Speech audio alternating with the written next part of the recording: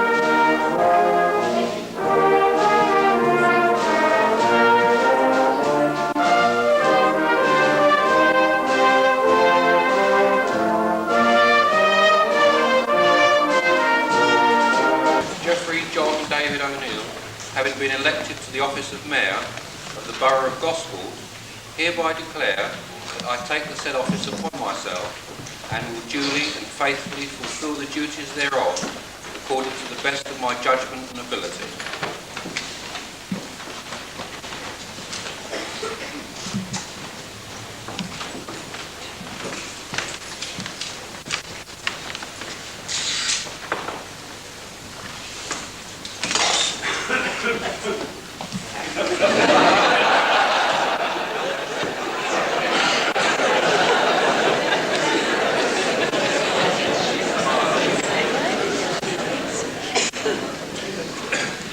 Ladies and gentlemen, I am pleased to announce that I have appointed my wife Christine to be my mayoress for the municipal year ending May 1987. Members of the Council, Honorary Aldermen, distinguished guests, ladies and gentlemen. May I first of all express my gratitude to the Borough Council for electing me to this office. I shall endeavour to carry out my duties in a manner which justifies the confidence you have shown in me, and try to match the high standards shown by my distinguished predecessors.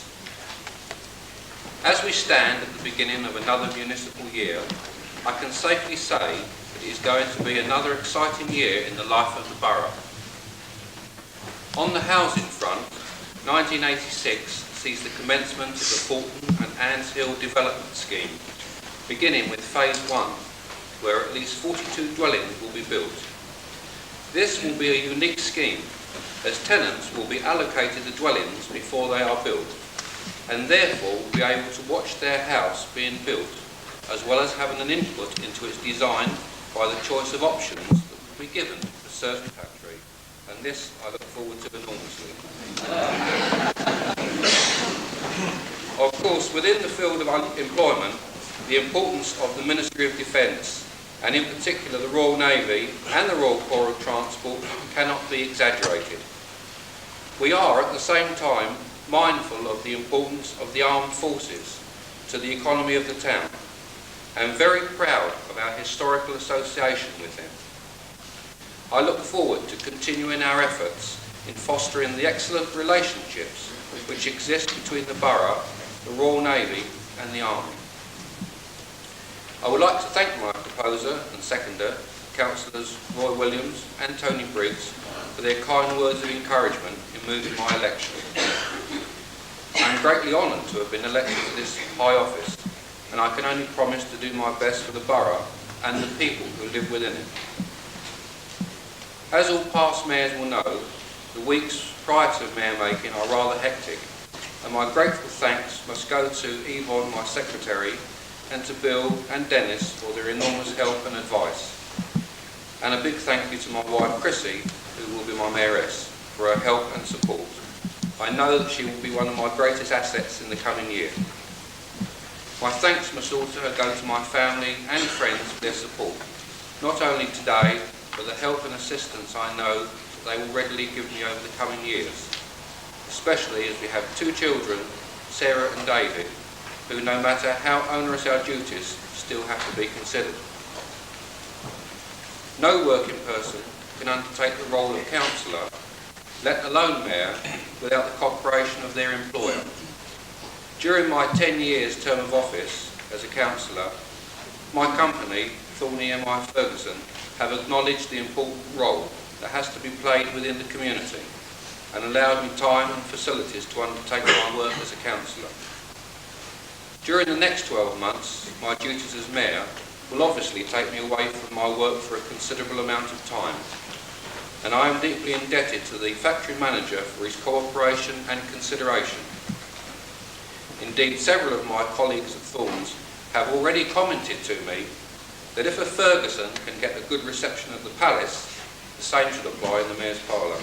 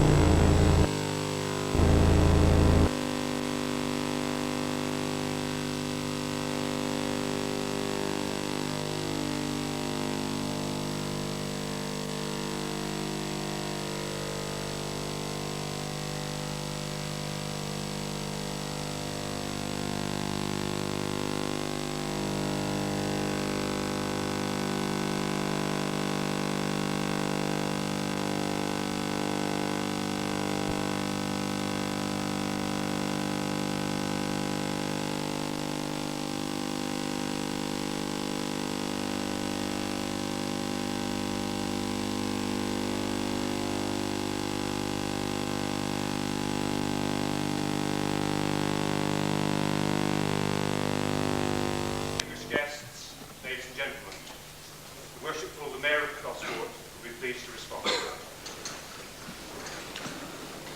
My Lord Bishops, Deputy Lord Mayor and Mayoress, distinguished guests, ladies and gentlemen. Having already delivered a marathon speech once today, I'm delighted to hear that this will be somewhat shorter. Firstly, thank you, Ian, for your arresting words. We are so pleased to have the privilege of carrying out this high office, having so many of our friends, colleagues here today with us. It certainly wouldn't be possible to undertake this duty without your help and support. I heard the Mayoress yesterday talking to the town clerk, and she said to him how marvellous all of the town hall staff have been in helping us over the last few weeks, and that nothing had been too much trouble. May I echo that and say to every member of staff in the town hall how grateful we are to you for all of your work. We've been very fortunate this year in having not one, but 2 secretaries, as has already been mentioned, Janice and Yvonne. Janice was until recently the Mayor's secretary, and I think it's fair to say that she's done the bulk of the arrangements for mayor making. And for that, Janice would like to thank you very much. I would like you and Yvonne to come forward with accept a small gift.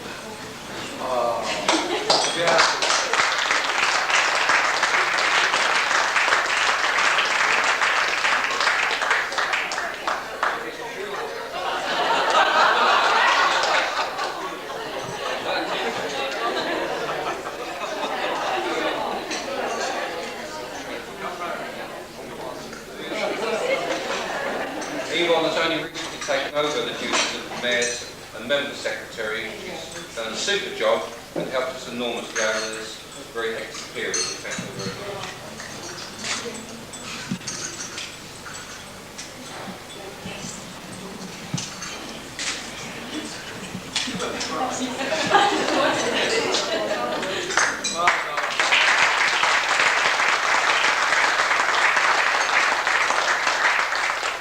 Likewise, Bill and Dennis, nothing has ever been too much trouble for them, and Bill has been really working hard. They're short-staffed at the moment as well, and we really do appreciate the great length both Bill and Dennis go to see that the plans are just right and everything runs according to plan.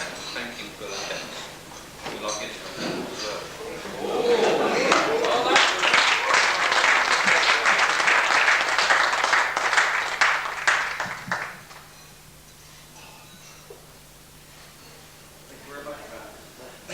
Thank you, sir. Hope we have a good year.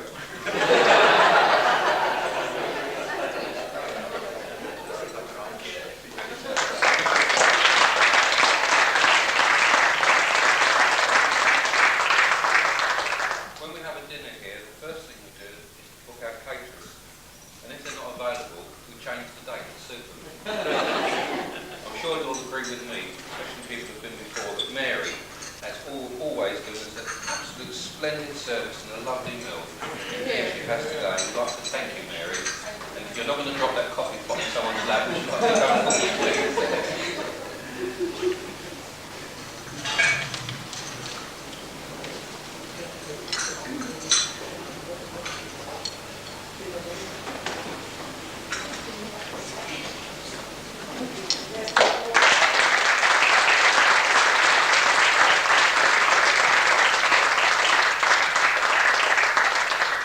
Now my pleasure to present the outgoing mayor.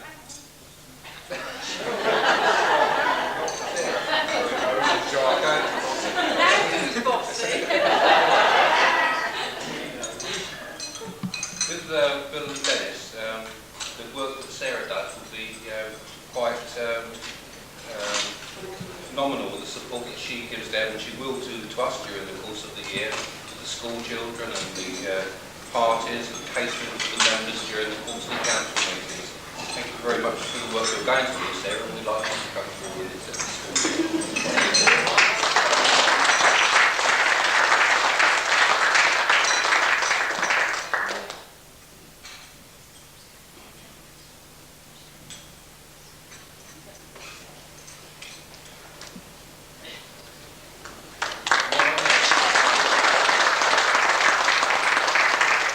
Now it's my pleasure to present Don, our outgoing mayor, with the town crest to mark his year of office.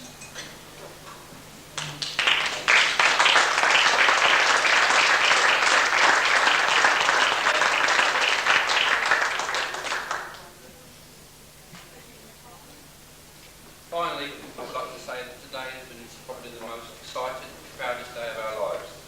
We have met lovely memories which we will treasure for our lifetime. And we would like to thank you all very much for the part that you've played in that. I'd also like to say a big thank you to Bob Ackland. Once again, the Leisure Services Department have really done us proud today. Not only at the Thorngate Hall, but here in the council chamber. It's absolutely marvellous, Bob, and I'd like to thank all of your staff for the wonderful display that you put on.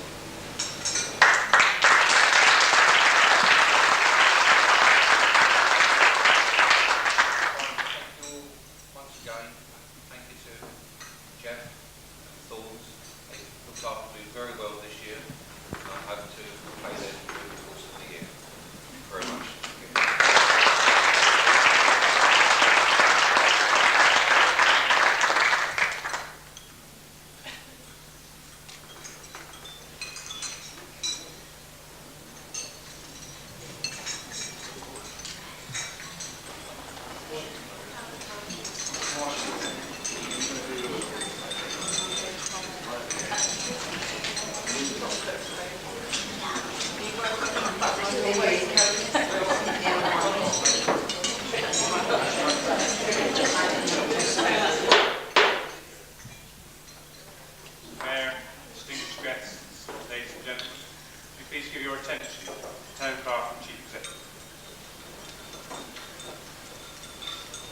Mayor, distinguished guests, ladies and gentlemen, it does give me great pleasure to formally welcome, on behalf of the borough, our guests here today. And as Mr. McElroy said, today's function is very much like a wedding breakfast. And at a function like this, the guests provide the colour, rather like the blossoms on the tree of state, or the icing on the civic cake. But of course, the guests do provide much more than that. And the presence here, your presence of you all here today, is indication, as the Mayor said, of friendship and support. In the case of those of you, and there are many, who are here as personal friends of the Mayor and Mayoress, it's an indication of your personal friendship and support for them, for Christina and Jeff. And I know, as he said, they're very grateful. And as he also said, they're going to need that continued support and friendship during the coming year. Because despite its glamour, the office of Mayor is a very arduous and demanding one. And I know that they're very pleased they'll be able to call upon your help and support during the coming year. In the case of our guests from neighbouring authorities, the Deputy Lord Mayor and Lady Mayoress of Portsmouth, the Mayor and Mayoress of Fareham, who is now left, the presence denotes, I believe, the closeness and intimate relationship of our three authorities, and particularly those between Portsmouth and Gosport. And it's very important that I think that we continue to demonstrate that closeness by working together for the benefit of our communities in the coming year. And we are pleased to see also the Lord Bishop of Portsmouth, whose presence signifies the close relationship between church and state, which we at Gosport attach great importance to. And our pleasure of your presence, my Lord, is enhanced by the presence of your colleague, the Bishop of Sir Conley, and his wife. And we're delighted, sir, that you and your wife have graced our occasion by your presence. And we hope that you enjoy your stay in this delightful area. The police, of course, are very much a part of the Gosport community. And we're grateful not only for the work they do in the community throughout the year, but also particularly for the special assistance they give us on occasions such as this, which enable all our civic functions to work so smoothly. It's therefore with particular gratitude that we welcome Superintendent Ian Fox. I would also specifically mention, of course, Mr. Peter Walker, who's in front of me, who, as you all know, or most of you know, for the past year, for the past few weeks, has been putting on the Ritz, and who we hope will continue his association with Gosport for many years to come.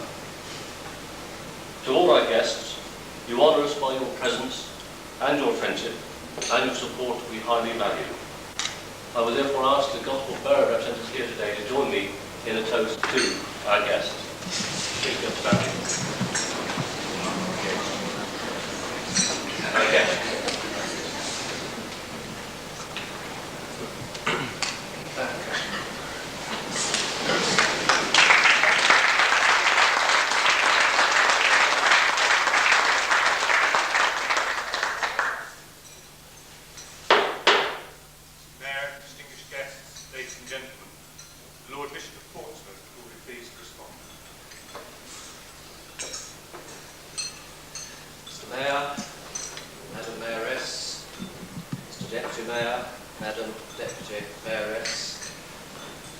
Distinguished guests, ladies, gentlemen, and others.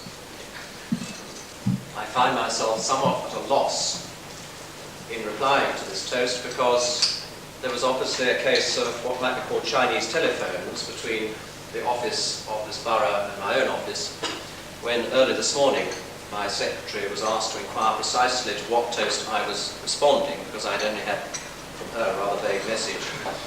She told me I was responding to the toast to the Queen, to the Mayor, and to the guests. It seemed to me somewhat strange that I should be asked to respond to a toast to the Queen, although I could count myself as one of her subjects. I found it difficult to think that I could respond on behalf of the Mayor and Mayoress because I don't even live within the borough. I'm in a certain one nearby. And if you think that's Portsmouth, you're wrong, although my title is Portsmouth. It's the one that comes between here and Portsmouth on the mainland. And as a guest, of course, I find myself well able to express our warmest thanks and appreciation for being part of a very special occasion. Special for you and special for us, which will certainly remain long in our memories.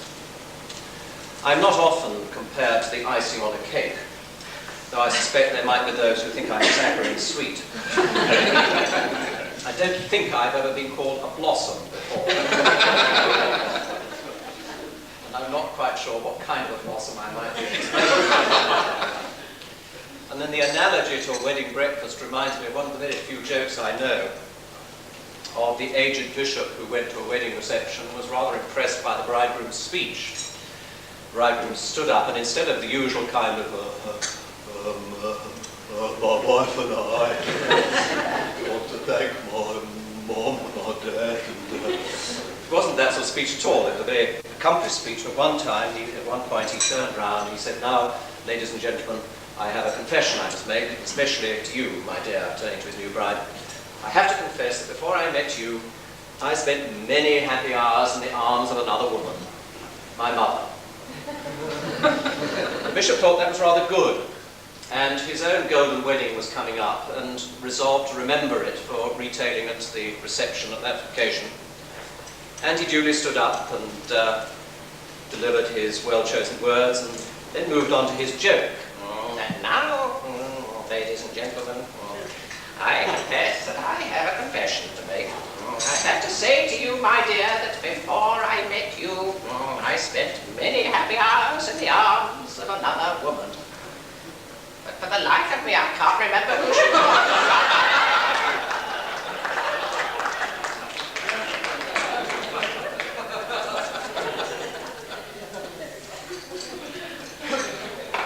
I said earlier that this is a significant occasion. I believe it is, for all sorts of reasons. Because in the persons of the mayor and mayoress, the government on a local level has a human face. And I do think that's enormously important, and that we in this country are very blessed in having the system of mayors who, in their persons, embody what goes on in the town, borough, or city hall. You somehow give humanity to a committee, which otherwise somehow is faceless and sits behind closed and solemn doors.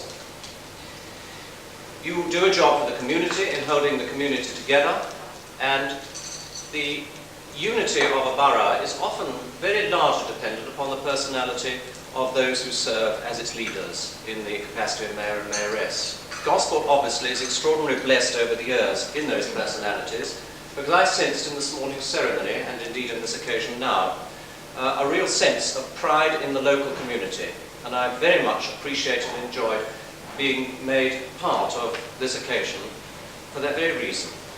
I think one can compare it to other places, and I won't do so, particularly after yesterday or before tomorrow. And I don't mean that any pejorativeness about that, because I think Portsmouth too has a very special sense of community. But I think there are many boroughs and places in this land where that sense of belonging together doesn't count. And that says a lot for those who hold the office. It also says something for those who are able to rise above the pressures of political demand. I personally regret that politics has so large a place in local government. It seems to me so wholly out of place, but there we are. We have to live with it. And you who do this important job somehow are able to rise above the pettiness of politics and squabblings.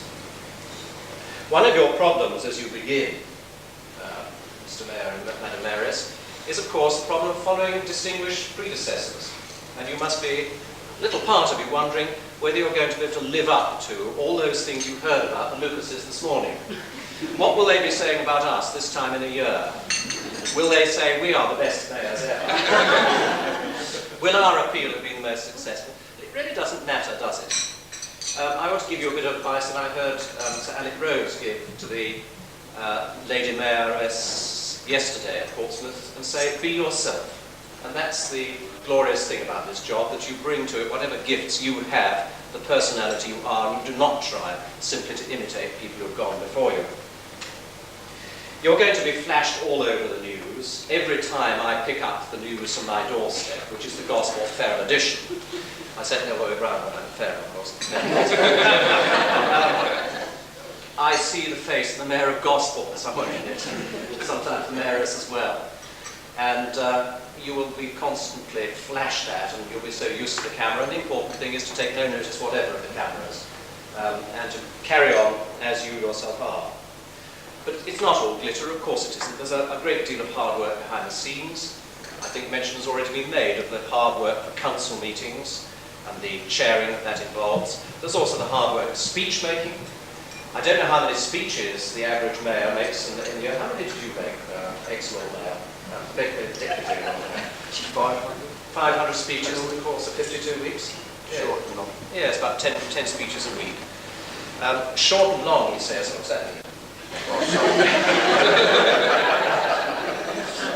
Because everyone wants short speeches except the bishops. You just have 40 minutes to do. Yes, you will know the well-known adage, stand up, speak up, shut up. And I'm not going to take that advice myself. There are two kinds of people who don't say very much, of course. There are those people who are very quiet and those who talk a lot.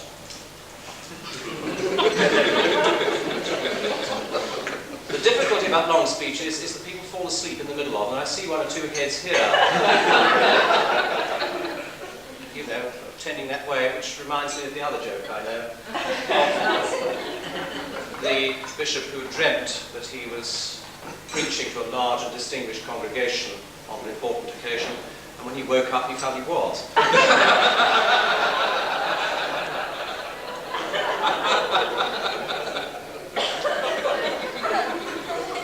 But the matter of sleep reminds me of the very real exhaustion that the two of you are going to feel from time to time during the course of this year. And personal encounters, meeting lots of different people in lots of different situations, are very, very demanding. They take a lot out of you if you're going to be able to make any kind of meaningful contact. And you will need your sleep. It might interest you to know that on average we spend 24 out of our 70 years in this world asleep. I hope that you won't lower that average for yourselves or for our nation, because your sleep is going to be very important to you in these days ahead. Another important thing to take note of course, is the question of eating.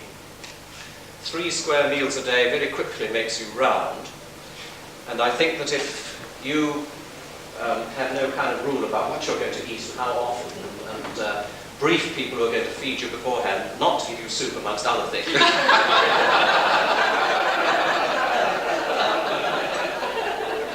then you're going to have considerable problems with digestion. And I can imagine it must be very difficult for people in your position to be abstemious in terms of food. Relaxation is important. I mentioned bed. Another good place for relaxing is the bath. I hope you won't give up bathing this year. You might like to know, I'm full of useless statistics, that on average it takes the British male 24 minutes to bath. The British female takes 26 minutes to bath. I hope you won't reduce the time of the bath. I would have thought would be Well, obviously there's a difference in some households. I hear you're a fisherman. It sounds like deep-sea fishing is fairly hard work, not the sort of fishing I like doing, which is just sort of throwing a line over the edge of the rock and sitting, looking into the middle distance and having an excuse for doing nothing. Because the problem with fishermen is that, on the whole, they only tell the truth when they're calling another fisherman a liar. Another relaxation that many people enjoy is golf. Well, I know you to be church folk, so I don't think that you're going to be on the golf course that often on Sunday morning, but people who play golf on Sundays, for the kind of golf they play, they'd be better off in church.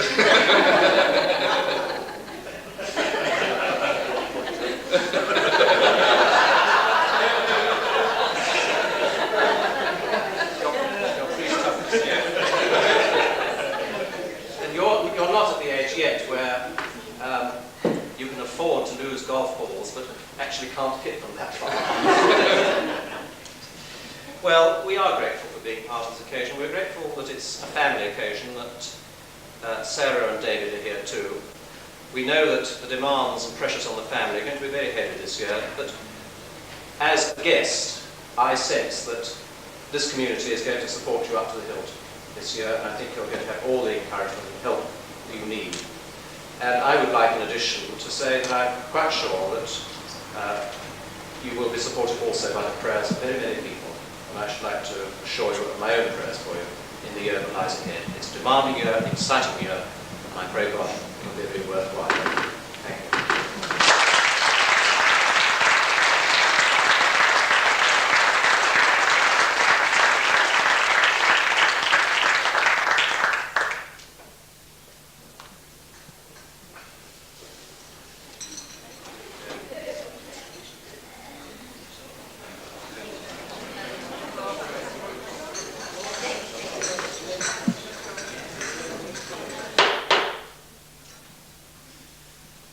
Mayor, my lords, distinguished guests, ladies and gentlemen, would you give your attention, please, to the Deputy Mayor of Gosport, Mr. Rush. Mr. Mayor, Madam Mayoress, my lords, distinguished guests, ladies and gentlemen, what I've got to say won't take very long, but by coincidence I understand that when Jeff lived in London, he and his father were keen supporters of Arsenal Football Club. Well, mention was made this morning that I was worked in Barclays Bank, which I did do for a long time, and by coincidence Arsenal Football Club banked with Barclays. So I have here a football signed by all the players in the Arsenal team, and I thought you might like it for one of your charities. Lovely.